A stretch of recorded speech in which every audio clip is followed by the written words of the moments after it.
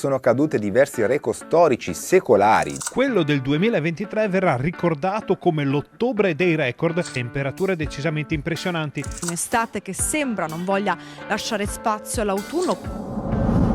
Ciao da Jack, oggi volevo fare un video un po' più semplice ma più diretto. Infatti volevo parlare di una cosa molto importante, del fatto che siamo a ottobre e c'è veramente un caldo anomalo. Infatti il 14 ottobre e veramente ci sono temperature quasi estive. Infatti, per farvi capire, io sto sudando ancora ed è qualcosa che non ho mai visto in 28 anni di vita. Io ora mi trovo in Veneto, ma questo fenomeno sta colpendo un po' tutta la penisola, che sia anche la Sicilia, la Sardegna, dove stanno facendo ancora beatamente il bagno, ma un po' tutta Italia. Quindi c'è un caldo veramente stranissimo a metà ottobre, qualcosa di veramente incredibile. Ho parlato con amici, parenti e non hanno mai visto nulla del genere. Cioè anche i miei genitori non si ricordano assolutamente un ottobre così caldo. Ma anche parlando con mia nonna, che ha 95 anni, non ha mai visto un tempo del genere. E questa cosa è veramente preoccupante, perché sappiamo tutti quanti qual è il problema di fondo: il cambiamento climatico e tutte le conseguenze che sta portando. Quindi le stagioni non sono più stagioni ben definite come primavera, estate, autunno, inverno, ma il mondo sta cambiando completamente. Ci sono periodi sempre più caldi e il freddo di una volta non esiste veramente più.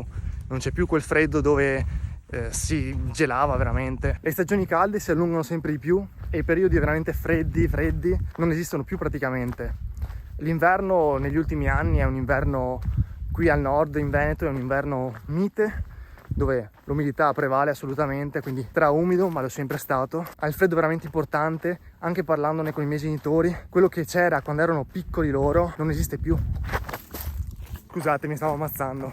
Torniamo un attimo seri. E questo cambiamento crea non poche paure, sono sincero. Ed è un cambiamento globale in qualsiasi tipo di ecosistema, da quello terrestre, da quello marino, da quello dei cieli. E si tratta di un problema globale che va almeno tamponato il prima possibile, che in questo momento è veramente molto rilevante. E pian piano cominciano ad esserci un po' di interventi, perché finalmente si è riuscito a capire che è un problema di non ritorno. O si cerca di fermarlo ora, se no non si riuscirà mai più. Sto facendo questo video molto veloce perché volevo condividere un attimo le mie opinioni a riguardo in una situazione molto particolare, e volevo sapere anche cosa ne pensate voi e se avete paura effettivamente di questo mondo che sta cambiando così velocemente. Quindi noi siamo partecipi di questi cambiamenti climatici veramente assurdi, però nel nostro piccolo possiamo sempre fare qualcosina. Sarà pochissimo, sarà poco, non è tanto, ma qualcosina possiamo sempre farla. Cose dette e ridette, è vero, però secondo me per far entrare un concetto, come quando andavi a scuola e studiavi, dovevi ripeterlo molte volte e dopodiché ti entrava in testa. Secondo me questa è la stessa identica cosa. Più una cosa viene sentita, più ti entra in testa e magari dopo lo fai. E sto parlando di tutte quelle buone azioni che nel nostro piccolo, veramente piccolo, possiamo attuare per salvaguardare un attimo l'ambiente, salvaguardare un attimo il cambiamento climatico. Ad esempio, se è possibile, muoversi con i mezzi pubblici, quindi evitare di utilizzare sempre la macchina, magari utilizzare il treno, bus, addirittura che vanno a metano, oppure muoversi, se ti devi spostare di poche centinaia di metri, andare a piedi oppure in bicicletta.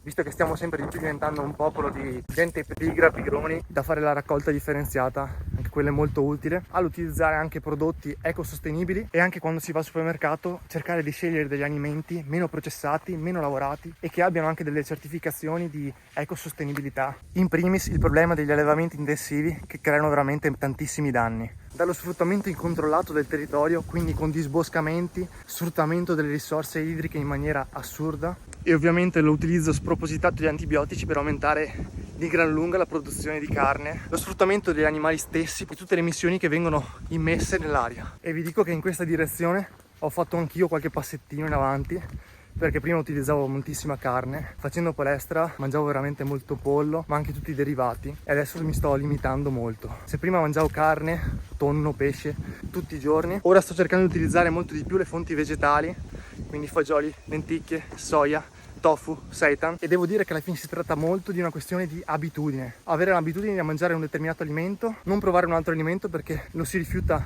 a prescindere, ma provando, pensando, ma cercare di gestire almeno inizialmente in modo un po' equilibrato, quindi inserendo qualche alimento di fonte vegetale in più, togliendo un attimo qualche alimento di carne. Secondo me si può arrivare a un equilibrio, non dico di togliere completamente, ma si può arrivare a un equilibrio anche più sostenibile appunto per l'ambiente, per tutti. Comunque in futuro voglio fare un video a riguardo di questa mia esperienza, di questo mio cambiamento che sto portando avanti pian piano, e può essere anche molto interessante per voi. Fatemi sapere se ogni tanto questo tipo di video può essere interessante, un video più diretto, quindi meno lavorato, dove si parla e ci si confronta su temi molto attuali. Comunque i collegani si difendono bene, dai. Però ho fatto questo video anche per sapere la vostra opinione a riguardo. Quindi fatemi sapere qui sotto nei commenti qualcosa, e se state cambiando anche un po' voi e soprattutto le vostre idee. E devo dire che mi piace un po' fare questi video flash d'impatto, buttare fuori opinioni personali anche, e magari creare una discussione. E chi ha portato avanti il video fino a questo momento, e ripeto un attimo, è il 14 ottobre e ci sono 30 gradi. Qualcosa di un po' strano. E ho fatto questo video anche per cercare di estirpare il mio controproducente perfezionismo, ma anche per testare lui, il mio nuovo treppiede. E da questa cima per niente spettacolare vi saluto. Aspettate un attimo, quasi mi stavo dimenticando. Il prossimo video che uscirà nel canale sarà l'inizio di una serie di avventure che ho fatto quest'estate, quindi vi aspetto. Ciao da Jack. Oggi dovevo essere nelle Dolomiti, però Dolomiti e Calaone non c'è tanta differenza.